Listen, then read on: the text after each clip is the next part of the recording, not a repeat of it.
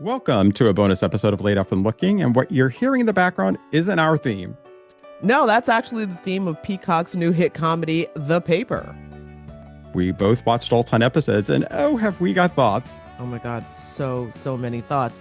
So basically what it is the same documentary crew that filmed Dunder Mifflin in the iconic series The Office.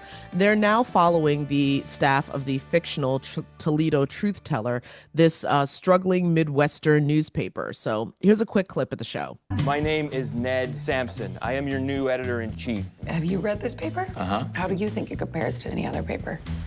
It sucks. But we are going to make it better.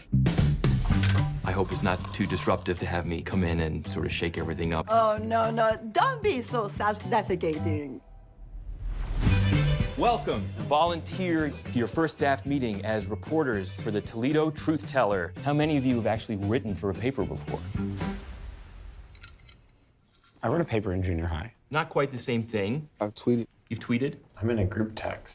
This is terrific. Let's show them how it's done. 7 highly motivated, tenacious Buckeyes are out there hunting for news. You'd be a fool to bet against that. Before we get started, I'm Dom.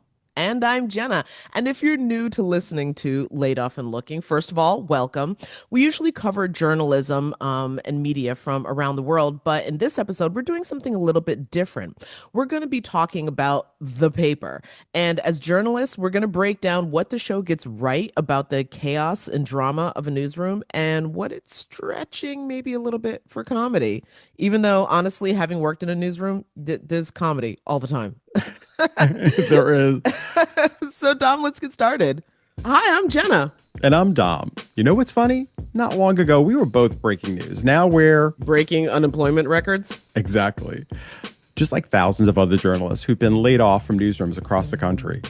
Yeah, and after the shock wore off, we kept asking ourselves, what the hell do we do now? And over many cups of coffee. And maybe a few drinks. We realized we had a unique opportunity here. Why not pull back the curtain on what's really happening in American media? Right? I mean, we've spent years in this industry seeing how stories get made or don't, and now we can actually talk about it. And trust me, there's a lot to talk about. From local news disappearing to social media reshaping journalism, we'll break it all down.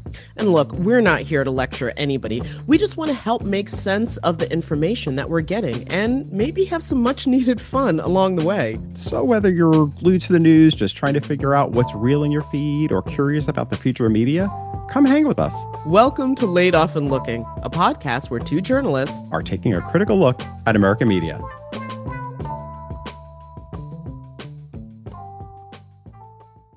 And Jenna, I think part for me was it's so interesting. Before I started the paper, I had so many thoughts of what was going to be like. You have the creator of The Office who's now doing this, and also it's about journalism. And I was like, what are they going to do here? And it sort of made me think about the other shows that preceded the paper. Things like from the 70s, you had the Mary Tyler Moore Show, which was about a Midwest local news station that really was more about that it represented that time period of people working in news and working in jobs for long periods of time.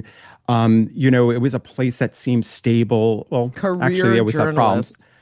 But and then the 80s and 90s, you had Murphy Brown, which was this large news network show, and they had the money and they had the big, they had the fame. And then 2012 to 2014, we had the Newsroom, which was on HBO, and that was about a major news channel. It was an Aaron Sorkin political drama. Then 2019, we have Apple TV's The Morning Show, which is the behind the scenes of this popular morning show. Again, all of them represent this period of time of drama, and it made news seem really there's respected. Or the fact that it also was there was intrigue. There was the jobs, people had lots of money. Nobody was really questioned for how much money they were spending on these shows, except maybe the Mary Tyler Moore Show. But other than that, most of them weren't. So when I look at the paper, it's you have this downsized shell of a paper, what it once was. And, I find it fascinating because they even talk about, with the company, the company that owns the paper is this company that produces paper products and office supplies, janitorial paper. And they also own a local newspaper, which they, one of their project managers is It's the least valuable thing that we own is the local newspaper. And I think it really reflects the time that we're in for all of journalism, not just newspapers. It's representing of where we're at in this point of history, right? Yeah. Yeah. No, I mean it is. It is like, there's like, oh God, the fact that these used to be thriving businesses, and when I say thriving, I mean thriving in the sense of the number of people who were engaged and Hmm. employed. So we're talking about like this was something that you looked forward to on your morning news. I mean, like, the newspaper route. What's more American than that? Like you were looking forward to this Hmm. on your doorstep so you could find out what was going on in your community. And then, of course, there were all of the people who were gainfully employed who were passionate and became such experts on everything about their community from, not just the local government and the politics of it, but also, just God, I mean, everything from like farming to agriculture to healthcare to all of those things that Hmm. make our Hmm. local lives work. You had people who were experts in all of this. And even if they weren't an expert, they were connected to the people who were bringing the public this information. But of course, the one thing that wasn't thriving that we've learned through our podcast ever was the business model. Exactly. Or at least it fell off once It fell off. advertising went to the digital space, to social Yeah. media. And just before we even get deeper into like, we're not doing a recap of we're not doing recap episodes for everybody listening or watching on, we're not doing typical recap episodes. We're going to be basically talking about how this show relates to us and as journalists and where we're coming from with it. And a really good place, Jenna, is like what you're talking about here about what it used to mean, right? The model before it fell off the wheels. Part of when you start off on this show is they had this like 1971 mockumentary on the show, right? And it was about this. Remember, it was about the Toledo truth teller, and it was like showing what this once was, what this Yeah. now shell of a paper back in the 70s was this thriving 900 person organization.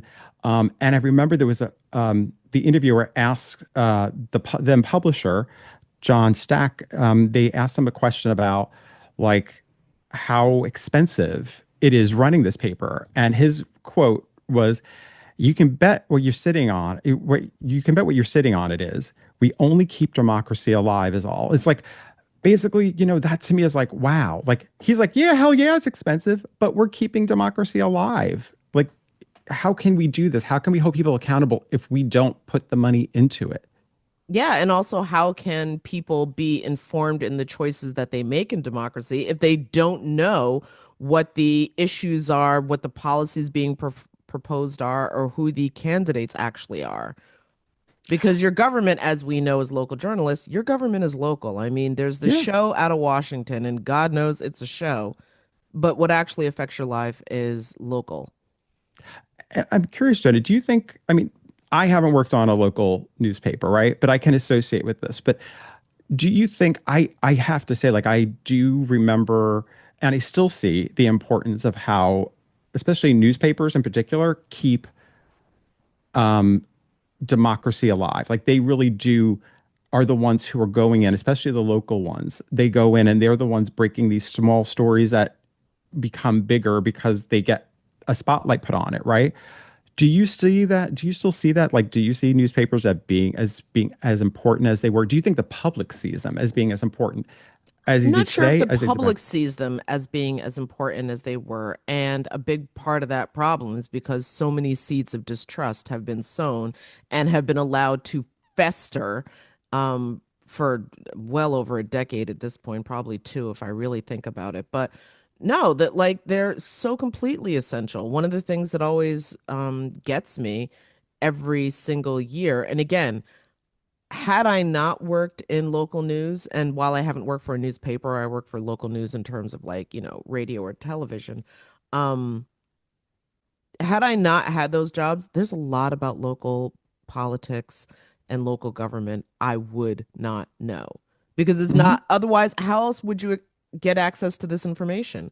And so when it comes time to vote, that's why you have so many people who just admittedly mindlessly vote down party lines. I don't know who this person is, but I guess they're on team A or team B, so whatever. And then you end up with, government officials who know that they don't have to be held accountable. And, you just build a little bit of name recognition for yourself at one level, and then you can just grow from there because I don't really know who this person is or what they've done, but I don't know. I've seen lawn signs for them, so I guess I'll vote. You know what I'm saying? Like it just Yeah. snowballs. And I also think there's a certain, I feel like the characters, especially the character of Ned Sampson, Oh, yeah. I, I feel like he really represents, like, in the story and the show, he talks about, he wanted to always be a journalist, but his dad talked him out of it because he says, journalist, you're not going to make money from that. It's dying industry. So he went into sales, and that's where he became successful. And then, but deep down, Ned always wanted to be in work as a journalist and work in a newspaper. And there was a point in there, right, John? There was like this point where he talks about how as a kid, he's like, I didn't want to be Superman. I wanted to be Clark Kent. He was the real superhero. And that journalism is what? Journalism is his There is kryptonite. my kryptonite, which I think that that's true for a lot of people who genuinely feel called to do this kind of work, is that, yeah, journalism is my kryptonite. I probably have a much more stable and comfortable life Yes. if I wasn't drawn to this nonsense. And that's the thing that I get from this show is the community aspect. You know what I mean? And the community, the Oh, people who all totally. want to be there, they all want the people who want to be there. Well, it's interesting. Again, these are all volunteers. That was the thing. Like, Well, that's the other thing that I will say that for some of the journalism groups that I'm engaged with online, that a lot of journalists really reacted to, maybe more than anything, the headlines seem to be for a lot of people is these journalists are volunteers. right. And I mean, listen, we've talked about, like salary issues and things of that nature when it comes to getting into this business, and the fact that as it gets stretched further and further, that's going to get cut further and further back. But to expect somebody, this isn't a 9 to 5 job. I think No. we've talked about that so many different ways and so many different times. And so to expect somebody to do this job to the best of their ability, which means bringing the public the kind of honest and well thought out, well written, cared for content that's been fact checked, Mhm. that, like, yeah, that costs money. You cannot, the more you push people, like, not the more you push people, the lower those salaries get, the more journalists are going to have to juggle, like, doing this and doing something else and doing this and doing something else. And yeah, in a capitalist society, that leaves room for all kinds of corruption. But I remember when you sent me that quote of the people who were they were upset that the show's like, oh great, now journalism are right? Yeah. They're volunteers. But here's where I get, I mean, you correct me, like here's where I have pushback with that. This is not saying this is the new business model. It is saying, sadly, this is kind of where we are at. And Yes. maybe not to this extreme, but and even when you look at like the show trailer that we played kind of sets us up in the sense of like Ned, who just got this job as new editor in chief of this newspaper, is now, he doesn't have a budget. He doesn't have a budget to really hire news people. So Marv Putnam, who's the CEO of the company who owns this paper, is like, this is what you got. But at the same point, when Ned asks Marv, like, can I ask for people who already work for the company? Can I ask if they can volunteer their time to do the paper? And Marv's like, okay, let's start there. Because Marv wants to save the paper. He sees something of value in it. He does. I will say that having worked in the industry now, that's not an agreement that you make without a contractual guarantee that once we prove ourselves, people start making money. Because I've seen too many people in True. leadership who are just like, oh, we're getting this for free. I'm not changing that for I, anything. That's just my trauma no, talking. it's And no. that is real trauma. No, I agree. I agree. Listen, this is what happens whenever you're talking about somebody who's a CEO of a company, because Mario says this in a couple places. This is a business. If you Yeah. don't make money, we're going to shut it down. But I also want to stress too, it's a comedy series, people. We got to like also take a little step back. This is not, it's not, I it's get it, setting but up. so many journalists are feeling so dejected and traumatized and like I get the reaction as well. I hear what you're saying, Dom, and I totally agree and understand, but I also get why there's that just like, and these people are volunteers. That's it. And like I get where that's coming from as well.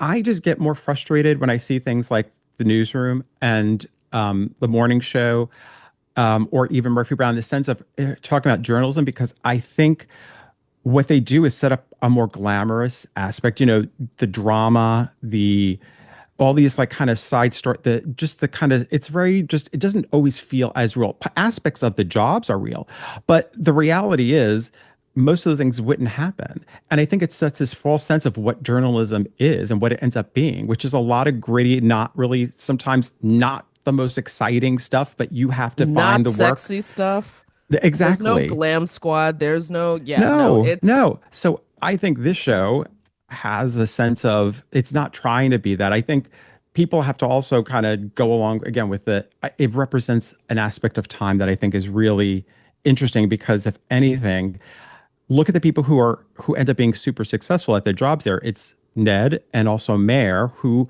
starts off, we meet her in the show as a compositor. She was a journalist in the military. She was a military person. She worked for the military newspaper, and she's a compositor, just dropping AP articles in the newspaper because they didn't have a budget. They just had a wire service, I should say.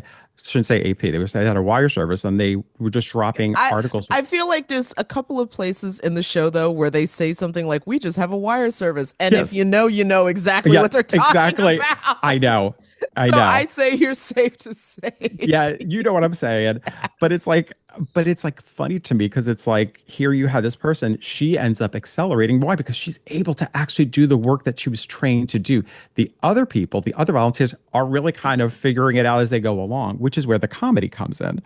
Um, Especially when you're talking about the comedy of newsroom life, which I think a lot of people, um, you know, there we were talking about this. Like, I love a show that kind of tries to, where it's fun watching something try to depict a world in which we all work. And now, yes, we didn't work in newspapers, but newsrooms are newsrooms, and Yeah. they carry a lot of the same truths to them.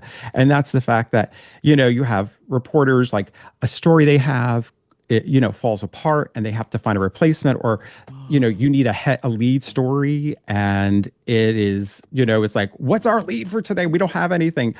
And then there's also other things that people might not know about. There's office gossip. There's the fact that there's, the life of the people who work there, the community you form. So I guess, it sort of brings apart this whole thing, like, you know, when you're covering like these really tough stories and working under deadlines, I find it interesting of how you balance that all with like we as reporters, what we do when you have you're working on these tight deadlines. What's it like then when you need to have some fun? I think people don't realize, like, we used to have a lot of fun when we worked together at Metro Focus, like the two of us, and we had tight deadlines, right? Mm-hmm. But we had a Um, daily show to put out, which but you is had to kind deal. of, I mean, it's not quite exactly like a daily newspaper because, again, different mediums, but, like deadlines are deadlines.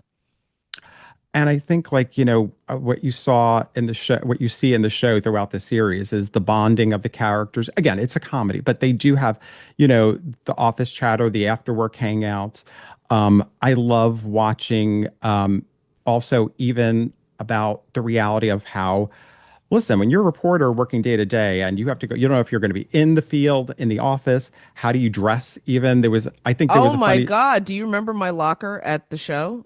oh my God. Yeah, I had like, so I kept a little locker with like, a blazer and I think a skirt and like a smart shirt or something. So in case like, Jenna, we need you to go out in the field or tape this or go in the studio and tape that, I had something like I had a little cache of makeup ready to go because I was frequently my own makeup artist. But yeah, otherwise, like before I got to um Metro Focus, our last show, prior to that, when I was working out of Albany, I mean, smaller markets command even smaller salaries, kind of like Toledo. Hmm? And it was There was more than a few times where secondhand clothes made it on the air. I think it was Mayer who had that quote. I dress like I shot from a box of clothes from an estate sale for an old man who died a virgin. Well, that was actually something that I think uh oh God, what was her name? No, I shouldn't say the horrible woman, but Esmeralda? Esmeralda, there we go. Texted to, yes, one of the reporters in an Oh, attempt she to said, okay. undermine her because like, oh, you even dress so terribly. And it's like, well, I love yeah, it. look at my salary. And we even had that conversation in one of our episodes about, the Yes. expectations, especially for women in the workplace, um, is to show up and dress a certain way. Meanwhile, it's just like, okay, but my salary says I need to go back to Goodwill, so we need to figure out a way. But I also go when you're working in this kind of high pressure environment, it is so important to also have fun. And I know you do because it's a distressor, right? You're Oh, dealing it's with, a complete distressor. I mean, what was it? Like one of the big stories that we followed for a long time, was the Gilgo Beach murders, which oh, turned yeah. out to be a serial killer. That we were talking to the family members and to the police, and like one of the other things that I don't think the public really grasps is that to be able to tell those kind of stories, um, to tell them not just honestly and fairly, but like to bring out the humanity, you have to be able to have a level of emotional intelligence. Mhm. And when you're engaging with work like that or with a story like that, those kind of stories get on you. Like when you're talking to somebody who's got this incredibly emotionally charged story, you feel that. And if you're in the field, my God, there's been some places where I've been in the field and the whole situation is hyper emotionally charged that you pick up on those emotions. So, but again, you have to like take all of that and then compartmentalize it so that you can separate, like, okay, Mhm. these were my feelings, but these are the facts, and here's what the story is, blah, blah, blah, blah, blah. Um, Still all of that tension, it needs to go somewhere. And like, I'll be honest, yeah, I had plastic poo in the office. That's where my tension went. I mean, I always remember with one of our coworkers, Sean, that it was Halloween and I spent way too much time. Because I used to call him, Sean was a guy who had a lot of hair, big hair, and I used to call him Chewbacca. He had also a big beard, and I would just call him Chewbacca. And I spent way too much time getting a Chewbacca mask, the one that I think that makes that noise. It does the and I also found a Chewbacca costume at Target and I came in dressed as Sean. I just remembered being kind of like, what am I doing? I am a seasoned person but it was Halloween You were time in and leadership at that point. You were I, like an EP. No, not you were that a I was senior almost, producer, but yes, yeah. I was, but still, but you know what? It was Halloween and it was fun. And I think that's the part of this show too that I loved is, they showcase that aspect of needing to have fun, of needing to have that build that bonding of them. Remember, there was a thing they were one of the guys, Travis, I think he created this uh, mouse nudger. So it was a mouse that would nudge your computer so that if your Yes. bosses are keeping track of how long you haven't been logged into your computer, it would nudge your mouse so that it'll show that you've been active. And so all of them buy these, they all put these mouse nudgers on their, attach them to their computer so that it looks like they're all working. And yet the whole crew of them go inside an office and are playing a game. They're playing Don't Wake Daddy. And I'm like, this is hysterical. I'm like, I could see playing. Sometimes you just need to distress. Again, the day can be so tough on you, and the stories can be so tough that you do need some way to laugh. And even if the stories aren't tough, just meeting those Yep. deadlines. Because in Just in need, yeah. Sean's defense, in the outside chance that he actually sees or hears this, is so Sean worked on our show as an editor, but an editor in TV is the person who's going to be splicing together the Yes. episode and putting in like the B-roll and all sorts of stuff. And when you have like either stuff is you're still waiting for uh what is it, elements to come in or things to get verified so that when you put like the name or The the, Chiron, yep. there we go. I always mispronounce that word. On the person who's speaking, that you have the correct information. So when you're waiting for all of that and you have a deadline, because once Sean would finish working on a segment, then those segments all get to put together. The entire show has to get bounced out, and then meaning the file has to get exported. Then it has to get quality checked. By the way, we have a deadline before, this has to go in the Yeah. system so it can go out on the broadcast. Like if you've got all of that happening and there's people around you who are like, I don't know, I made some calls, but I haven't heard back, Yeah. whatever. Yes. You're gonna go crazy. You do. Or You people do. asking you at the last minute, like, oh, wait, so all of that B-roll that we gave you, turns out we don't have the rights to use that. So pull that out and put something else in, but make sure that it flows and looks natural. Do that in 5 minutes. Like that That's kind of stuff would drive them crazy. and that's the kind of stuff that drove all of us crazy because it was like you said before, there are so many deadlines. Even if the stories aren't what that maybe putting a stress on you, it is that part of the job. Yeah. Because somebody absorbs all that. Somebody is, it all feeds into each other. And it kind of, I think this sort of leads into how the show represents the basics of what journalists do, right? In terms of, especially when you're talking about the fundamentals of reporting. And, there's an episode where Ned is talking to a group of, well, he's actually talking to his volunteers in terms of many of them hadn't written anything before. So he's like, you know what? There's 5 W's: who, what, when, where, why. And along with talking about fact checking and also talking about quoting and the proper sourcing. So, it shows all these aspects of the job that are so important to everyone. Well, it And no showed matter the what, basics of journalism. Like that's 101. But I would imagine that the show, in addition to, showing what life is like in a newsroom, is also low key educating the public on what it is. exactly. Yeah, because that part, when I saw that scene in the show, I was just like, oh, because not everybody does this. And, don't get me wrong, that sounds very like, well, obviously. But again, if you don't do it for a living, it's becoming clearer and clearer that most people have no idea what journalists do. So, No.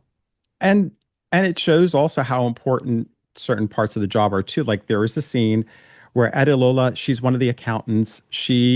They I laugh at this. I've watched the show twice straight through, and the scene keeps cracking me up.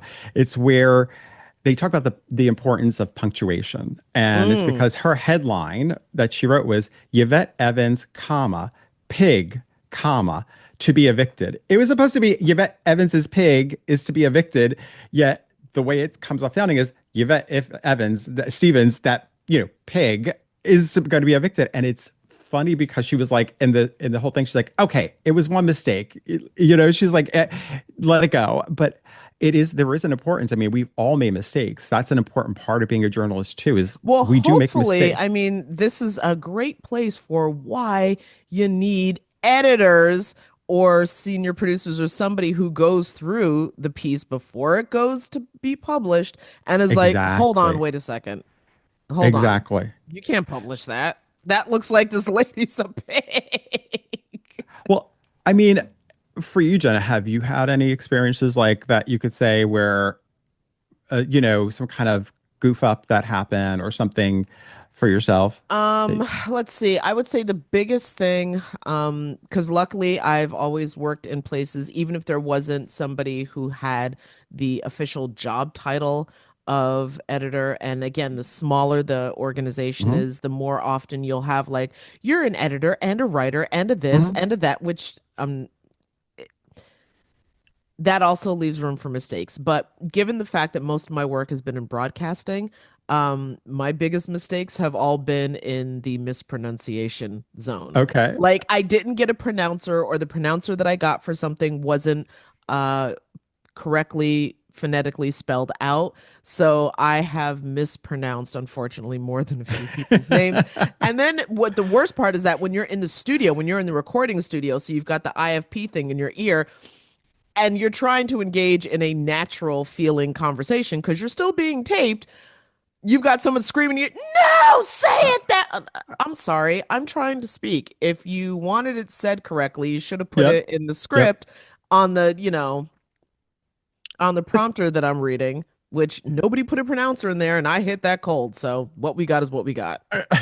But it's funny being on the producing side of that too. It's oftentimes even when you write an intro for the guest, and sometimes guests have certain ways they want to be introduced, or maybe even if you have it right from the publicist who you work with, or let's say you go on and you ask them, things can change. Or sometimes you just go by what you thought. He's like, oh, they're a reporter at this location, or this person's title is this. And we put it in for you to read. And all of a sudden, next thing you know, it's like the guest goes, that's not that's not the title that I want. Or that's not, and that even for us on that end, That was a thing also I found between like guests and their PR person.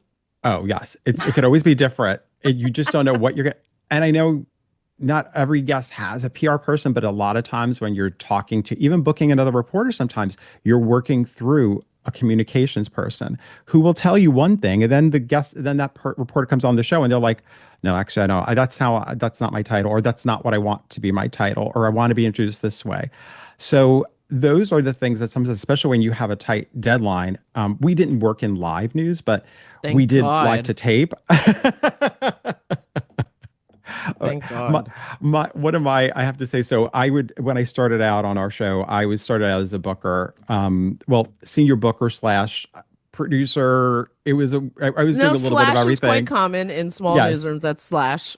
you do a lot of different things, but I remember sending guests to the wrong studio. So we had two studios. One was where a studio where the team worked and had our control room. The other studio was the actual recording studio where you would sit in Lincoln Center. And I remember just being kind of like, I remember one time sending guests. It happened.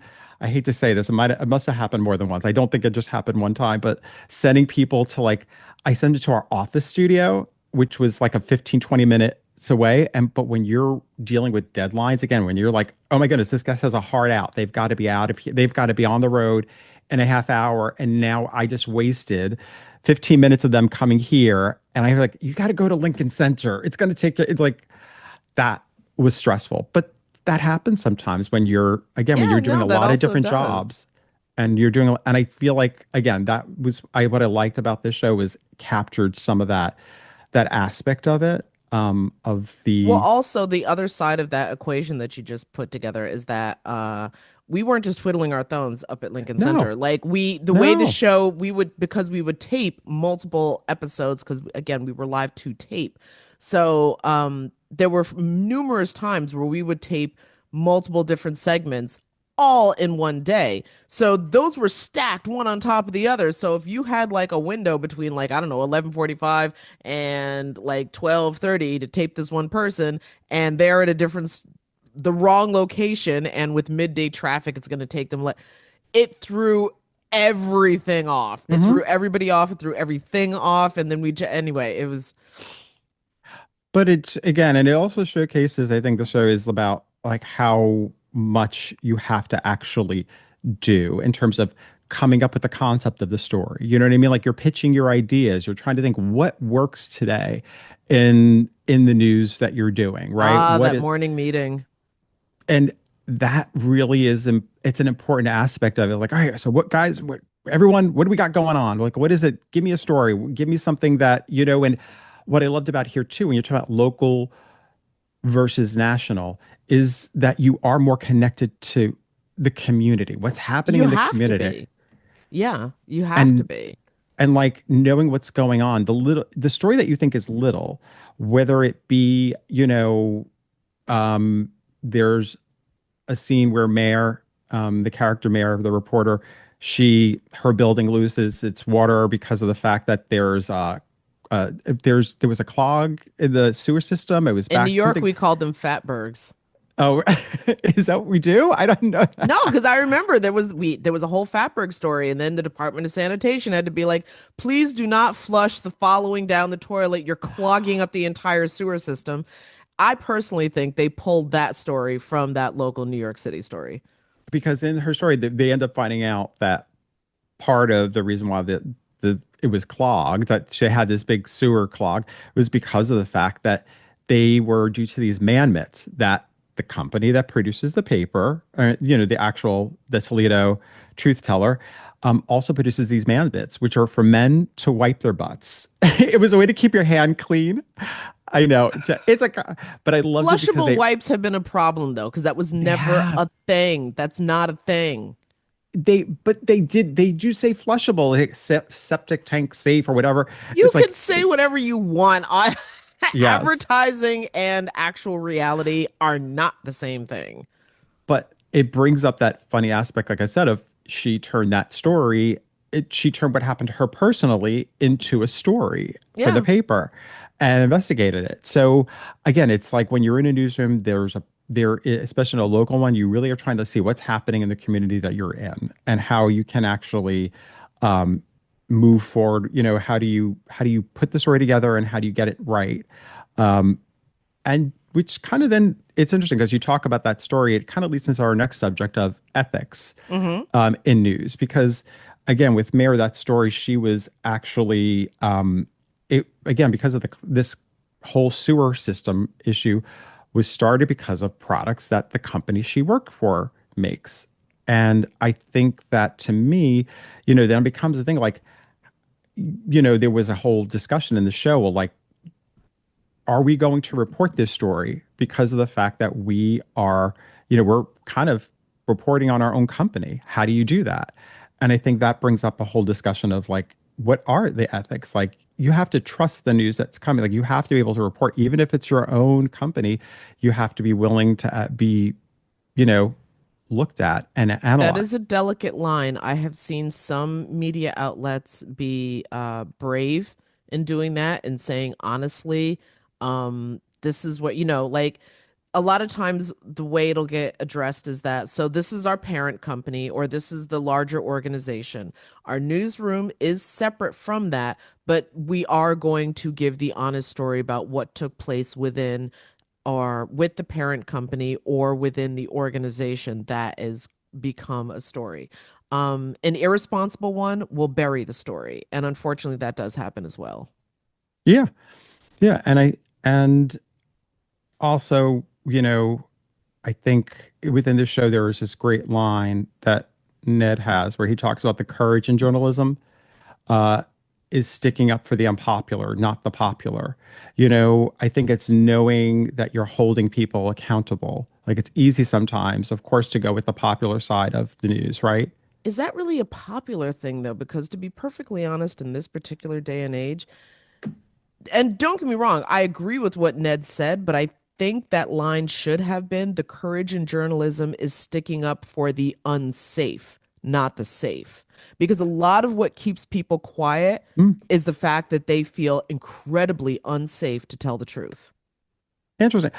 I think he might have been doing popular and popular because I think if I'm right, he was talking to the high school students. So I think he might have been trying to relate it to how maybe some of Yeah, them no, I see get what that life. scene is. I'm just saying, in general, in my experience as Sure. a journalist, it's not about the popular, it's about what's safe and what's not safe. And that's why you have, investigative journalists who have like these signal chats that they'll let people reach out to them on, or you have, the way they handle unnamed sources, etc. Like, no, honestly, telling the truth is an incredibly dangerous thing to do, especially when people have an interest in keeping you quiet. Yeah. Yeah. And I also think it's true whether or not it's as big. I think sometimes we think of stories like that, everything seems to be like this huge story, but then sometimes it's even the smaller ones that are we're dealing with. Like, there's a story within the show where Esmeralda is investigating the so the park one of the parks shut down one of the only restroom in the park in exchange for a bicycle rack. And so she's going on this to kind of investigate why they did that. And she really didn't want to cover the story. So she's kind of like really like whatever. But she kind of gets caught up in figuring out she's like this one of these I think like one of these project managers is who the city project manager is the person behind it. And so she decides she wants to investigate this project manager. She says, we're going to find out the truth. That man is who is at the source of this. So she goes to his office with her coworker Mayor, and she sneaks into his office. And I think it's fascinating because it really showed this whole way of like her like the ethics again of where do journal like how far do you go in order to find the truth? You know what I mean? And that wasn't the biggest necessarily story, but she actually made it a legitimate story because there was corruption going on. Well, Maybe it anytime wasn't anyone's got anything to hide, usually that's there's because we're something. doing dirt. And I love that aspect of again of showing how that works. Um, I mean, for you, Jenna, like even when we're talking about what's it like in terms of ethics, like was there ever a story where you felt like you were either stonewalled while you were trying to find something out, or let's say ethically you felt like you were in a situation, or was there an ethical situation for you that made you feel like okay, like you had to catch yourself? Like I know for me, it's always been like making sure when you have guests on. It was never that we were doing, a lot of times, like I worked as a producer, you're booking guests and you're putting these stories on there. But sometimes people have like motives in terms of they're promoting something, Oh, there right? were several times where that happened. There was several times where I raised complaints that I'm not doing infomercials. And sometimes in when you have, say, a news magazine format, that can end up happening where it's like, but it's this new thing and we're informing the public. I'm like, no, we're not. We're doing a commercial for somebody. This is not a story. And it can be tricky sometimes, like you said, but remember, even in the show, I Esmeralda, was when very we, clear on it. I'm just like, sometimes these are not stories. These are infomercials. but it's funny because Esmeralda in the show, who when you meet her, she's kind of managing the online version for the show, for the newspaper, the Yeah. Toledo Truth Teller, and she um, does a lot of clickbaity stories. And that to me is like a real clear indication of like even within news, but even within like, mainstream outlets, like people do these kind of clickbaity stories where it's like I think one of the headlines was how much did Ben Affleck, tip his limo driver? And you had to go one of those things where you had to keep scrolling down the things, just scroll and scroll and scroll. And it's That's one like, of those things that, I mean, okay. Even though the website that I'm thinking of no longer exists, but in the okay. name of litigiousness, I'm not going to name them, but there were some online news outlets that were hella guilty of that, or would publish a piece online, but they would publish it in sections. So you had to keep clicking through page after page after page. And I mean, listen, I'm sure at this point most people understand that what that does on the back end is that the website registers like each click is like not a new view, but like you're able to pull viewers through this entire thing. If it's just an article, you should be able to just read the article. But once we got into the digital age, you end up with all of these like clever little tips and tricks to Yeah. like, get the algorithm to boost your whatever. And we all work for the algorithm at this point. Yeah. And that shows how the industry has shifted, which I think the show Yeah. also touches on. Because don't forget, there was when we're introduced to the character of Wesley, who runs the website So Wesley, which is basically this. So Wesley is run by a high school student Yeah. who he has 300,000 followers. He's a blog, and he is pretty much doing what he's like a news influencer of sorts because he's taking stories that he sees on other local outlets and he's repurposing them and putting it on his. So he's doing this all on his own. And I remember where one of the high school students asks Ned in a Q&A, she's interviewing him for her school paper and she says like, what's your budget like? And he's like $500,000. She's like, wow, you guys, that's a lot of money. She's like, so Wesley has more followers than you have. That blog has more followers than you have. And he does it on his own. And he's a high school student. And it kind of we've discussed this too, right? It kind of shows this way of like how sometimes being somebody who just reads news and isn't really reporting on it is very different than I actual was doing gonna the say, reporting. yeah, that's not like what I mean. Listen, God bless Wesley for his huge Yes. budget and Yeah. his No, gazillion followers, yes. but yeah, no, like that's not. He's relying on the much lower paid, much lesser read. Actually, that's one of the big things. This is like such a bone that I have to pick. Yeah. Um, is that you're relying on the fact that most people aren't reading local news, they aren't engaging with it. Therefore, you can then read that or repurpose that, and then of course add your hot take to it.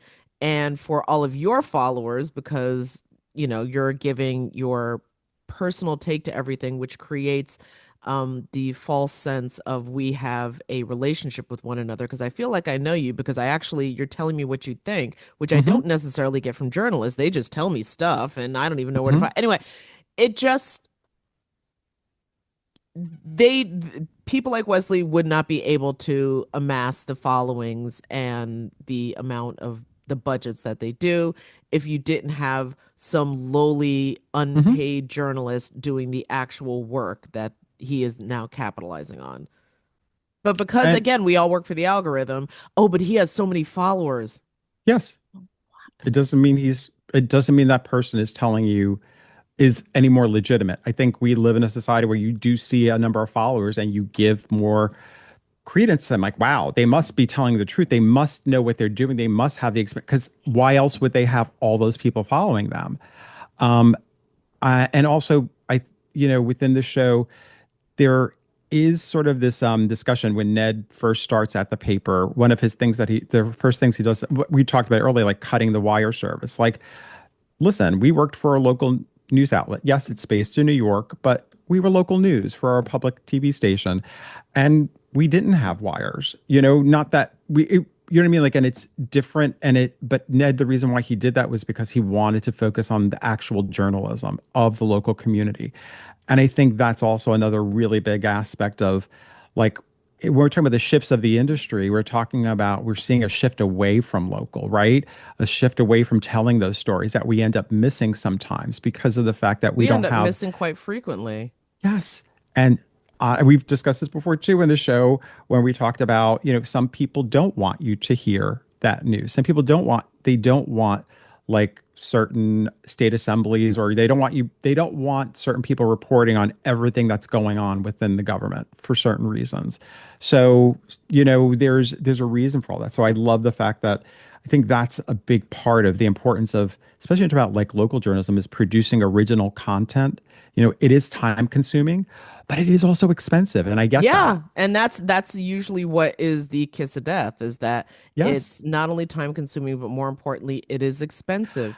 And as again, you have more people buying up local media outlets who are just just looking to turn a profit or earn a buck.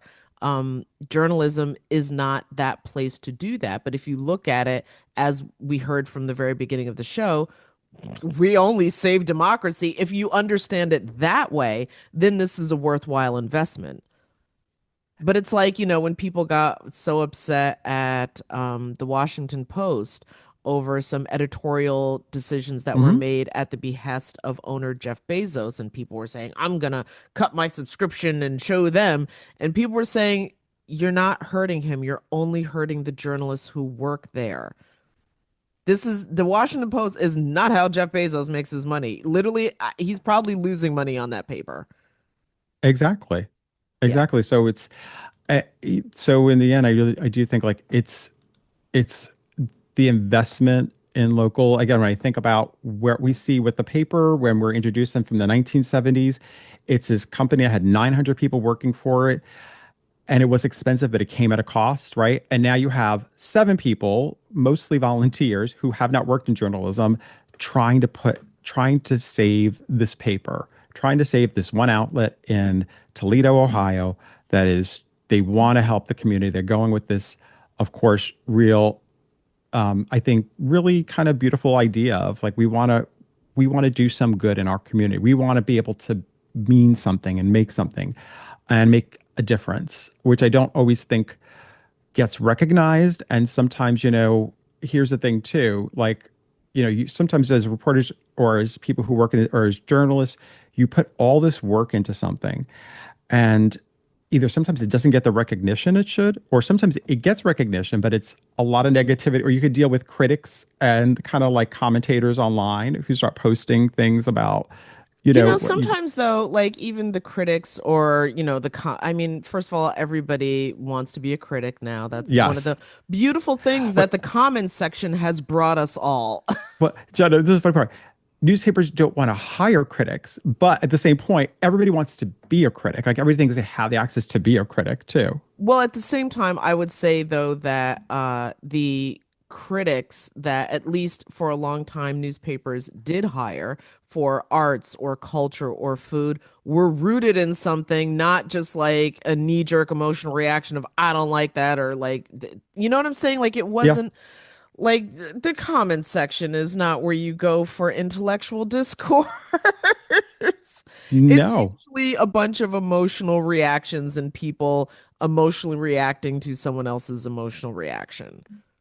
There was a couple of points in the show where they dealt with both people, I guess people online who were critical of the reports that they actually put out on the Toledo paper, and there was the fact that Mayor exposed one of the high school teachers of something, and she said like it was a beloved, teacher, and she was like, you know what? She was proud of herself. She's like, people are pissed at me, but you know what? I did the right thing, and she was proud of that. And then also, there was a troll who was commenting constantly on all the articles, and so everybody on the staff decided they were going to track down that troll. And that's what they ended up doing is like, which I would find fascinating, just to like want to track down a troll who's been commenting on everything that you've been putting out there. It's like, what the fuck are you doing? I read it, what I mean? Like, you just want, I thought that was because they're looking at it as we're trying our best. We're trying our best to do the right thing here. Yes, you're pulling apart the fact that maybe we didn't put a comma or here, or maybe the fact that we made a, but Well, in we're all trying our fairness, if best. I was the lady that they called a pig, I'd be like, Oh, well, that one, speaking of a comma, I'm just saying, speaking of a that comma. is, that might make a difference, actually. But no, there's a meme, Dom, and I don't know if you've seen it. It's I wonder if somebody actually made this. It looks like a like, one of those cross stitch things that your grandmother used to make or whatever. Okay. And within the circle, I can't remember, I think it's called cross stitch. Anyway, it says that, journalism, it's a tough job with insane pressure and pretty crappy pay. On the other hand, everybody hates you. Like which to me, just perfectly encapsulates the not only the situation, but just the fact that everybody loves to criticize the Yeah. work.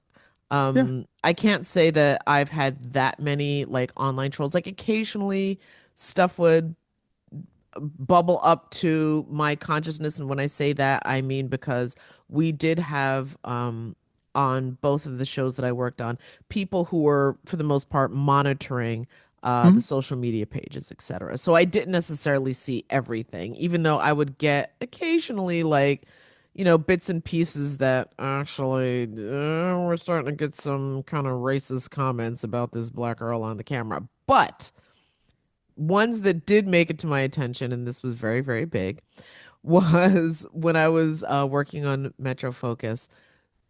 Sometimes people would have a problem with the way that I pronounced the name of what Gen Z lovingly calls Work Island. Now, of Mhm. course, I wasn't saying Work Island on the air. I was saying the name of what Work Island is, Say it. and Say it, Jenna.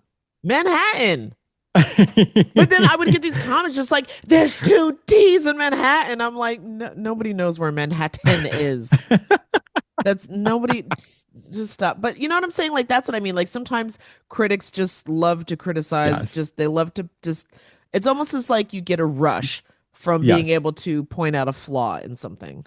Yes. And there's also a difference between being a critic, right, and a troll, because there are those Oh, yeah. differences of just wanting to troll people and just say negative shit just because that's just what you want to do versus somebody who's, offering maybe up, hey, there was another side of the story, or maybe, and sometimes that does happen. Sometimes we're like, hey, we found this guest from that, or we found a different aspect of the story through the comment section. So it does mean listening to your audience. Like you have to listen to your audience, but within constructively, I think, as opposed to toxic behavior.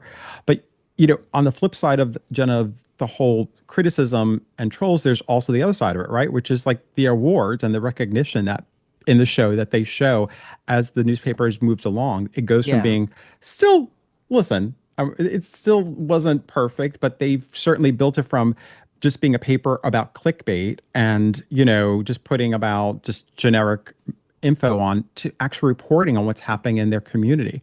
And we're not going to say who won the thing, but they do get nominated for Ohio Journalism Awards. And I think it's so interesting because like I do ask, like, it's such a big deal for them. Like, how much do you think recognition awards really matter in this business? In the end, like, how much does it matter, do you think, to journalists? How much does it matter to you when you get certain recognition or being nominated for an award or winning an award?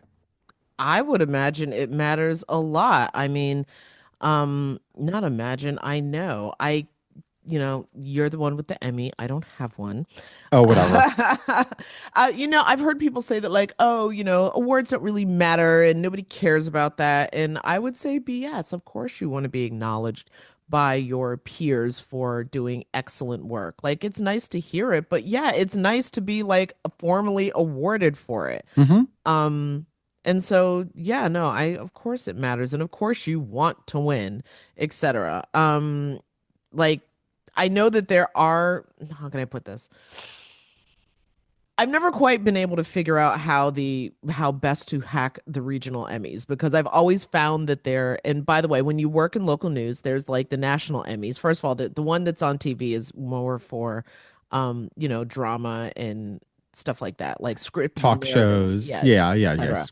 Whereas, for the local stuff, that tends to be where you find your news stations Right. at the regional Emmys. And yeah, I've never, well, first of all, you don't find out what the categories are until they're announced. And then like every year it would always seem just like, how have I done? I've like put my foot in this work and nothing fits into any of these categories.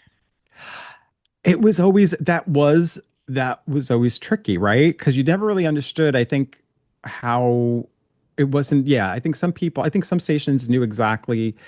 I don't want to even say they designed it around that, but they did enough content that I'm they sure there could. were other stations that did a much better But I think job. well, at figuring that little aspect out. But I think for us, yeah, it was sometimes tough because, you know, you are doing, like, I know. So for the Emmy that I have behind me, oh, is that behind me? I'm so Oh, I sorry. know. Oh, yes. Is that my Emmy? Is that my Emmy? um, it's a New York Emmy Award, and so it is regional, and it was really for a story that was seen, and we just decided to do a tape piece on it about a publicist who, was telling her personal story of struggle. And, I worked with Steve Thompson, who was Steve does everything. Now he's a senior producer. He goes in the field, he edits, he does everything. And so I had worked with him in terms of finding that story and fleshing that out, and he was filming it, and then we went over things. So it's like that was that's the thing too. Emmys are a lot of times they really are, you're talking about teamwork, right? You're talking about Hmm. working as a team in terms of bringing those stories there. It isn't just one person it's not like just one person does everything. Oftentimes, I shouldn't say it, maybe sometimes it depends on the units, but a lot of times it's a lot of people who pushes it out, how it gets attention, who's putting it Yeah. up. So I think, I have to say, like, we didn't think we were winning anything. We were just that so when you win, you oftentimes you go to the dinner, and there's Never like, got invited to the dinner. Not that I'm feeling any type of way about sorry. that either. But we were nominated, and we were there with our EP, Dave Brown. And, it was so funny, Jenna, because it was other people from the station who were there too. They all were nominated for stuff. And I remember we were there. I think we had one nomination that year, and I did not have any, and I didn't think we were winning, and neither did Steve. And I will be telling the truth that I was probably under the influence of something. Oh no, you go to Of those some, dinners and you get I, sauced, man. Like, I'm I've been like, to other industry events, and yes, as long as I there's an was, open bar, that's I was just like, we were just unfortunately having getting into the fun. sauce is another unfortunate coping mechanism side effect of this job. We had a blast and had no idea we were going to win. All of a sudden, we won. We heard our names around. We were like, "Is that us?" And it was like we ran up there, and it was. I had no, and yet you're right. Like, I think I'd be lying if I said like it doesn't mean something. It does. Of It's a course it nice thing to have. does. But I didn't go into it thinking that was gonna. I never went into anything saying I'm looking to do this to win an award. I for me, it always came, and I think a lot of us, we go into it, right, where we wanted to do the best product possible. And there were segments and there were field pieces that we did that honestly I was so proud of and didn't win anything for it, didn't even get nominated. So No, just winning doesn't necessarily mean that was the best. It just means it's probably maybe what lucked out that year. Um, that's a and I hard think pill to swallow, man, because sometimes it you is. do put like, just so much hopefully you're in a place where you can put a lot of love and care into every piece that you do, but chances are, let's be real here, there's going to be a few stories throughout say a year that you really get to like massage and care for and really just put together the Mhm. best, most succinct narrative that is informative and educational and engaging for an audience. And yeah, it doesn't fit into any of the Emmy categories. So Yeah, you don't. And kind of makes me think of something that I want to get into, which is now part of the show. They do touch on this whole thing of road trips, like people working on these stories and going on these road trips, right? And or working together well, that's quite on field normal in news. reporting. I mean, yeah, like again, because our last show we were a in the studio news magazine. So that was there really weren't that many opportunities for that, but in every other yeah, you get out there and get me my news means you got to get in transportation and go. But so in the show, they show a couple of moments of Ned and Mayor going on. They go in this field shoot to investigate a possible cult, which is really funny. But I love watching, Ned getting in the car. Mayor's driving. It's her car. He gets in the car and it's messy. There's stuff all over the place. And she's just like, just move it, whatever. And he's just like grossed out by the whole thing. He's just like, ugh. And then, they're talking about the questions. She's like asking him, do you want to look over the questions? Like, no, don't worry. I trust you, and it made me, for me, it was a flashback to you and I. Now, there was a story that you had pitched about Akwesasne. And if you want to give a little bit of context, I do want to just say, like, when you work for, again, we were a news magazine. So our boss, like, we wanted to cover this story that you had pitched, and it was like we wanted to cover, but is it in the budget? And our boss Dave at the time was like, went to our other people, was like, hey, we really want to do this story, and you have to get it approved first. Yeah, you And have to that get in the of itself budget is a approved. mission of Yeah. there's a whole process to that. It isn't always easy, even when it's a great story. Well, it's But like the double pitch because you have to pitch the story to your editor or senior producer and get them to be like, yeah, that is the story. And then if that story to cover it requires a budget that goes outside of maybe what's already been budgeted or is going to deviate from the way that funds are usually allocated, then there's the second pitch that has to go to management to be like, so we can tell a story that nobody else has told before, yeah, which is what I did. But it's going to require us to travel. But nobody else has this. And this yeah, is a story that wouldn't just be national.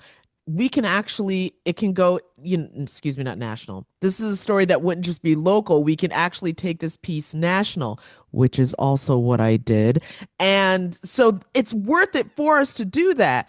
And, sometimes people in leadership can be like, meh, which is kind of, where we were. and give a And then little sometimes background. you have places that are just like, go rogue and do the story. It's worth it anyway.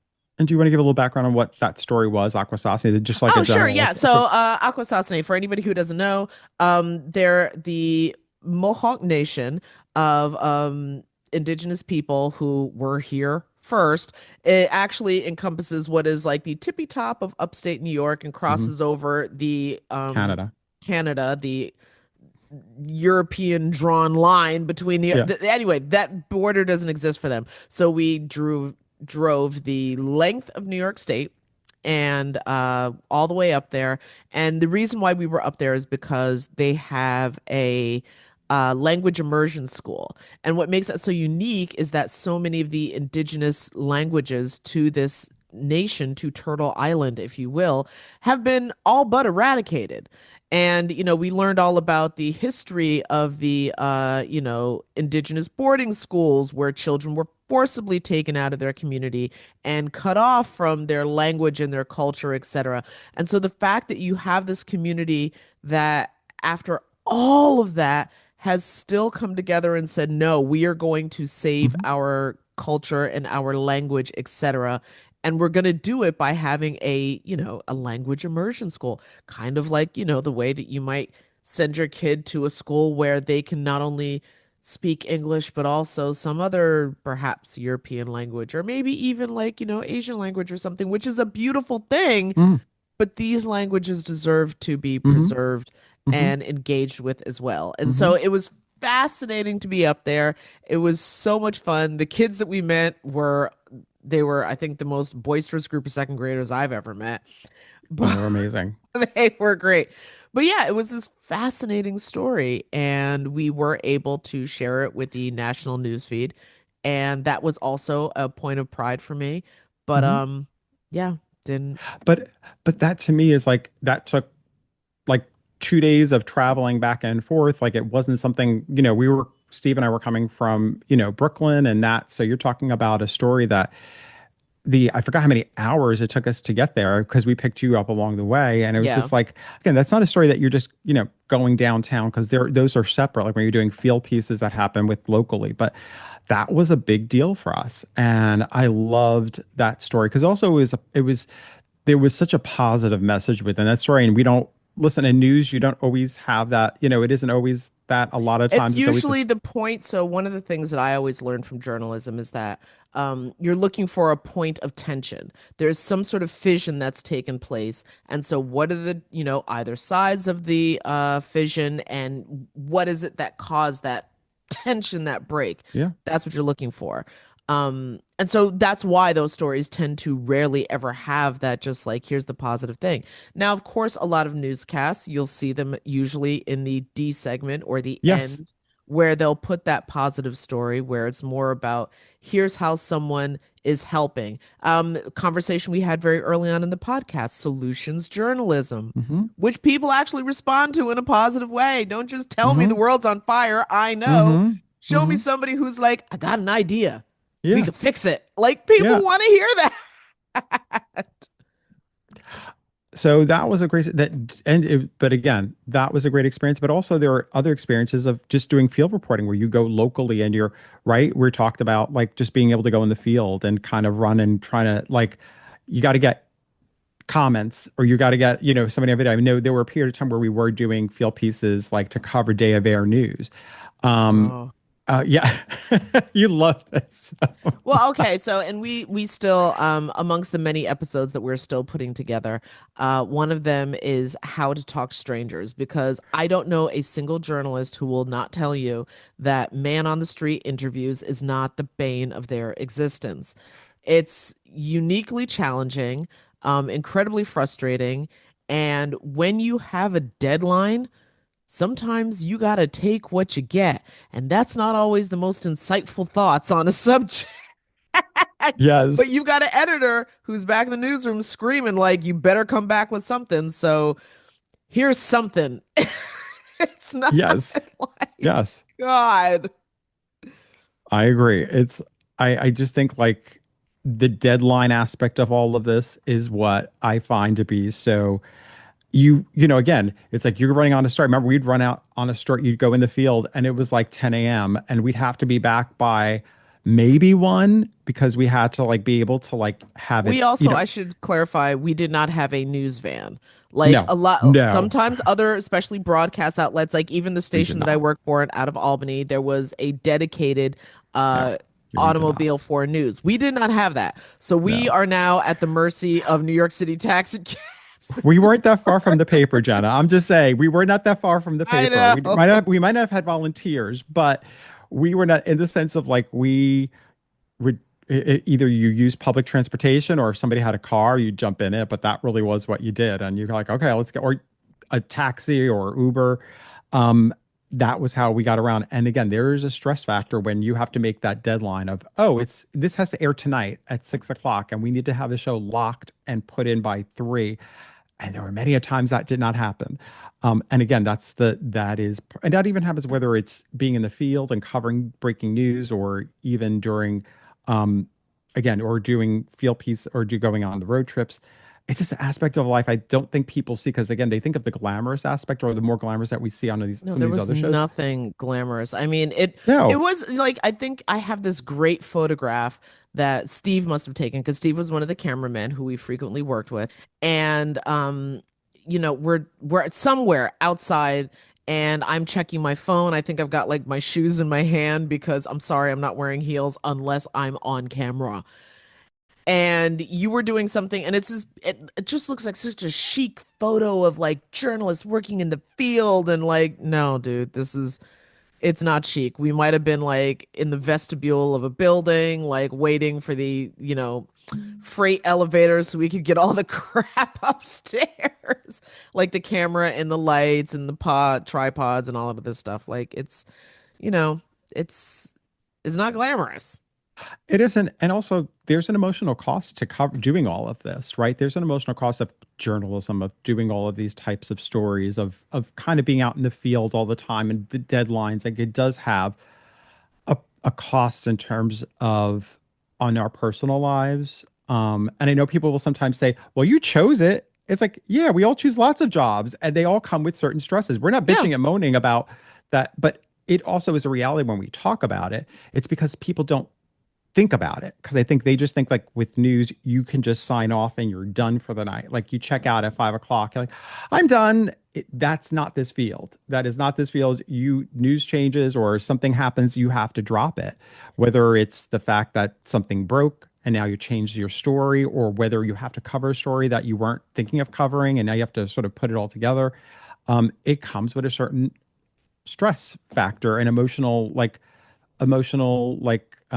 yeah, there's an emotional cost on all of Well, yeah, us I mean, too as consider the journalists. fact that, more and more, at least we can definitely say over the last 5 years, but I'd say it's been going on for longer, where a lot of people would, just, I feel so overwhelmed by all of the information that I'm getting about the world that we live in and, the government and what's wrong and all this other stuff. And I'm just checking out. Yeah. And, listen, in some ways I understand and to a degree can respect people's desire to do that. But yeah, if you're working as a journalist, that's just not an option. You can't check out. You are fully engaged, and that alone can be emotionally taxing.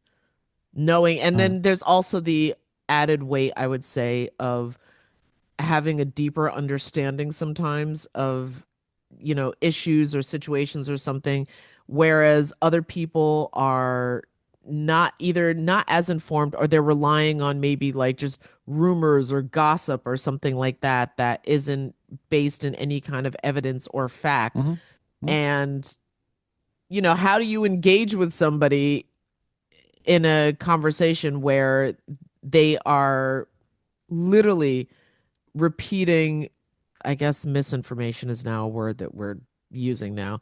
But yeah, they're repeating misinformation, and you don't want to, like, if this is a friend or somebody like that, you don't want to argue with them and like, beat them down and like that's absolutely incorrect and you're wrong and here's why. But at the same time, sweetie, that's absolutely incorrect. You're wrong and here's why. Like, it's a weird line to walk. And sometimes for me, that can be where more of the stress is just like talking to people who I know, and they'll say something is absolutely incorrect. Like, there were times where, like, no, dude, I was at the press conference. That's not what happened. Mhm. But because um of the parasocial relationship, I guess, between the influencer and the audience, somebody might say, well, I trust this person more and they said it Yes, was this. And I'm like, I can play it back for you. I have it on tape. That's not what was said. it's true. There was something recently, and I want to go on the record. I am not here out to defend Ryan Reynolds, but there was something that I saw popping up that he was at. I think it was the Toronto Film Festival, and people were saying online, they were posting these stories that Ryan Reynolds, snaps at this kid reporter, and I was like, really? Ryan Reynolds? And when you read the quote, or when people were talking about it, it sounded so much worse. It's like, all right, come on, you got to hurry up. And then when I watched, I said, I want to see the clip itself. I watched the clip. I'm like, he was joking around with the kid. People can manipulate things and you know what? I'm Well, sure there'll that be goes somebody. back to the whole headline clickbait nonsense. Yes. And which Esmeralda is so expert at, in the Yeah. show, she's so expert at everything is clickbait. And that is what, yeah, I remember her saying, like, she was dealing with the digital. She's like, but people at least read it if it's clickbait, but it does harm your People click reputation. on it. They clearly do not read clickbait. But it's like it sets the wrong type of relationship that you want with the consumers. But I do think for me, when I watched this, Jenna, when I saw this with Ryan Reynolds, I'm like, okay, I don't really care about Ryan Reynolds, but I do like seeing because I don't want to just trust people, especially when they just give you like a certain clip. They just show you exactly what they want to show you. And it's like, no, I want to see the source. Let me watch Well, the yeah, full scene play out. that's the little clip is like maybe the headline or the preview, but the story is the context. Exactly. So I'm like, But if y'all are you've got just an audience who's emotionally reacting to the headline or the preview clip without engaging with the context, well, now we've got a problem. exactly because they know the people who without that content, whether they're influencers or whether it's just people, commentators, they're doing it because they know that's what's going to get the clicks, right? They know that's what's going to emotionally resonate with their audience. I'm pissed off. I don't like this person. How could they snap at a child? Because he did it. It's like people chill out. And I think the big lesson is to always sort of for people to really do their own source checking. I know that was part of our world, but I don't know. To me, I always liked, even as a kid, I always liked checking sources and looking at just trying to get confirmation from multiple sources. But Well, yes, so one of the things that I will say, two things. One is that I frequently tell people, whenever I hear the phrase of just like, oh, well, the media won't cover this, or like, I saw this in this one place, but in this, I don't know, one media outlet, but they won't cover this or they won't something else. And I'm trying to think of like a perfect example. I can't right now off the top of my head, but basically, that's not how any of this works. If something really is a big story, you're going to see it in multiple news outlets. And if you aren't seeing it in multiple news outlets, that's one of two things. Either one, that's not what you read was like something that I don't know, maybe AI generated or whatever it's mhm. made up. Or two, to be perfectly honest, sometimes stories do start to generate, and maybe a blogger will jump on it without fully, but a journalist is going to cross all the T's and dot all the I's, and that takes time, which means you might not see the fully fleshed out version of that story for a little while. But again, it feels so good because the other thing that everybody wants to do is like be in on the know. I was there Hmm. first and I understood that. So this is what's happening. It's like, well, no, and that's not really the whole story.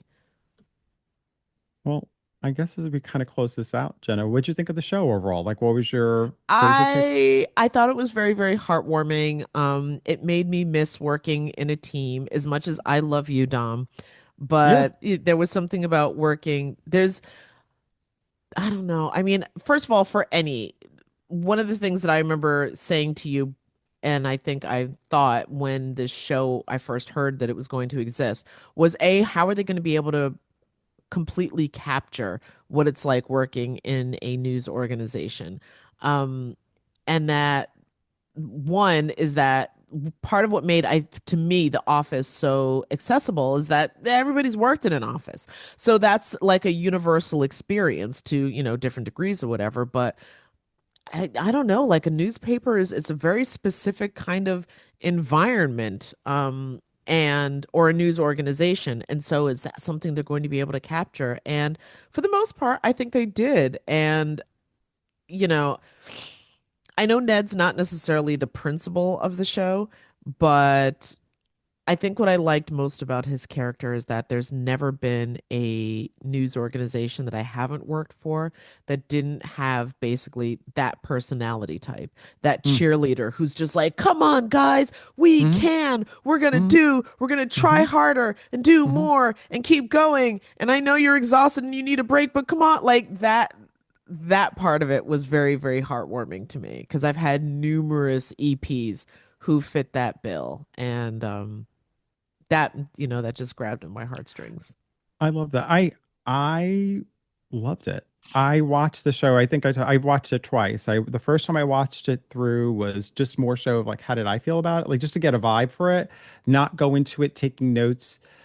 And then the second time I watched it a second time to take notes, and I found it so much even funnier the second time around because I thought which is weird because I'm taking notes, but I'm like laughing at it because I'm like, this is a good one. I'm like, and we didn't even touch on everything within here. I mean, it's difficult. We had said, like I said before, like, it's tough to capture the entire show. You want people to watch it, but I do think that for me, I felt like it really did. It's a comedy, and I thought it was funny. I love this perspective of going out there and wanting to basically give a glimpse into an industry that has no that really people don't know that much about. I mean, we know what we do know is the public, like from a lot of public polls, people don't like journalists and they don't trust them. So I think it's interesting to take an industry that has so much little respect from a lot of people or a lot of, I trust. think people think they don't like journalists because, again, depending on what kind of work that we do, they do like and they do trust. I don't think people like being pushed. I don't think they like, I certainly know that nobody likes being held to account. But no, but I mean to say though, but I think everybody gets lobbed into this one field. So people, and I think what's great is they're showing a different side of the industry that people might not see. Again, it's not the newsroom, which is a big cable channel. It's not the morning show, which is a glitzy, morning show. It is a small newsroom where people dress in regular clothes and are not, struggling and are not covering. There's no like major storyline that's kind of like crazy. You don't have like Well, political maybe they got intrigue. renewed for season two. Maybe we'll see Maybe that'll that. be Like, season two. it could be Yes. so, and again, because this is a local newsroom, it could be something as simple as just like one of them is following the intrigue of the local school board. That's the kind of And that's information that your local journalism can bring to you, provided it even exists anymore. avian exists. But with here, what I really thought was fascinating is the fact that they're looking at it from the perspective of even just setting up the basics of what journalism means. Again, sourcing these aspects of the job that I think people it is important for us to understand news better. It is important for us to understand where we're reading from matters. If it's a blog, versus a paper with actual, with somebody like you said, a journalist who's, editing and kind of, going over the stories, what's factual, going over the facts and going over the proper aspects of the field and versus somebody who just copy and paste something. So I think there is a difference and I feel like it brought that out. So I that's what I took away from it. I found again very heartwarming. I love the characters. I of course Esmeralda for me is hysterical. I love that character. I even love the fact that as much as a character she is in terms of being, she's the managing editor, I think, of the paper, and she does the online, but they make her so over the top in terms of she hates the direction Ned's going with the paper. She just wants to do what she's been doing, which is clickbait and sexy stories, just sexy, funny, and then like Well, I but want, that's where a lot of the draw is, at least for attention. It's in the yes, sexy sort of like entertainment world, which don't get me wrong, it plays a part, but it's not, that can't be, that's not, unless you're in Hollywood, that's not local news.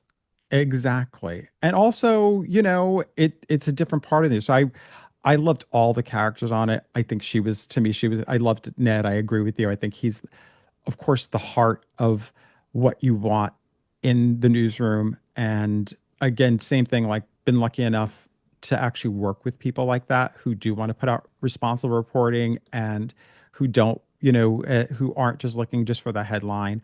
So, yeah, I loved it. And I hope more people watch it. Again, it's like you said before, it's been renewed for a second season. So people are. And overall, here's the most important part, it's funny. It's Well, really yeah, funny. exactly. No, it is. It's really funny.